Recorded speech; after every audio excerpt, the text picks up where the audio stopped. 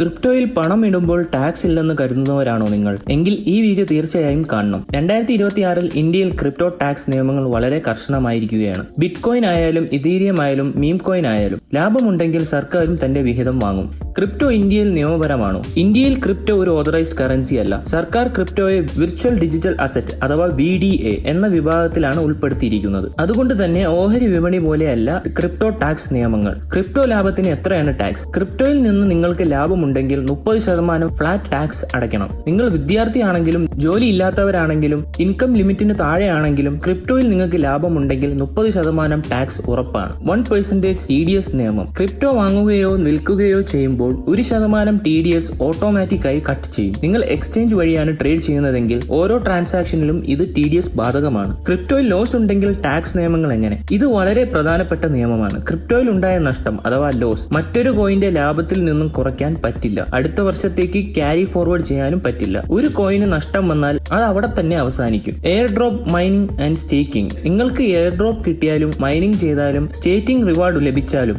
അതെല്ലാം ഒരു വരുമാനമായി കണക്കാക്കും. അത് ലഭിച്ച ദിവസത്തെ മാർക്കറ്റ് വില കണക്കാക്കി ടാക്സ് അടയ്ക്കണം. ഇനി നിങ്ങൾക്ക് ക്രിപ്റ്റോ സമ്മാനമായി കിട്ടിയാൽ അതിന്റെ വില 50,000-ൽ കൂടുതലാണെങ്കിൽ അതും ടാക്സ് വിധേയമാണ്. 2026 എന്താണ് കൂടുതൽ കർശനമായത്? 2026 സർക്കാർ കൂടുതൽ ശ്രദ്ധിക്കുന്നത് ട്രാക്കിങ്ങും റിപ്പോർട്ടിങ്ങുമാണ്. വലിയ ക്രിപ്റ്റോ ട്രാൻസാക്ഷനുകൾ ഓട്ടോമാറ്റിക്കായി ഇൻകം ടാക്സ് ഡിപ്പാർട്ട്മെന്റിലേക്ക് റിപ്പോർട്ട് ചെയ്യപ്പെടും. ടാക്സ് ഫയൽ ചെയ്യാത്തവർക്ക് നോട്ടീസ്, പിഴ, നിയമ നടപടികൾ എല്ലാം വരാനുള്ള സാധ്യതയുണ്ട്. സോ ഗൈസ്, നിങ്ങൾ ചെയ്യേണ്ടത് എന്താണ്? ക്രിപ്റ്റോയിൽ ഇൻവെസ്റ്റ് ചെയ്യുന്നവർ നിർബന്ധമായും എല്ലാ ട്രാൻസാക്ഷനുകളും റെക്കോർഡ് ചെയ്ത് വെക്കുക. ലാഭവും നഷ്ടവും കൃത്യമായി ട്രാക്ക് ചെയ്യുക. ടാക്സ് ഫയൽ ചെയ്യുമ്പോൾ ക്രിപ്റ്റോ വിവരങ്ങൾ തുറന്നു പറയുക. ക്രിപ്റ്റോ അജ്ഞാതമാണ് എന്ന ചിന്ത മാറ്റിവെക്കുക. ക്രിപ്റ്റോ നിയമവിരുദ്ധമല്ല, പക്ഷെ ടാക്സ് ഒഴിവാക്കുന്നത് വലിയ പ്രശ്നമാണ്. ഈ വീഡിയോ ഉപകാരപ്പെട്ടെങ്കിൽ ലൈക്ക് ചെയ്യൂ. മലയാളത്തിൽ ക്രിപ്റ്റോ, സ്റ്റോക്ക് മാർക്കറ്റ്, ഫിനാൻസ് അപ്ഡേറ്റുകൾ വേണമെങ്കിൽ സബ്സ്ക്രൈബ് ചെയ്യൂ. അടുത്ത വീഡിയോ ആയിട്ട് വീണ്ടും കാണാം. ബൈ.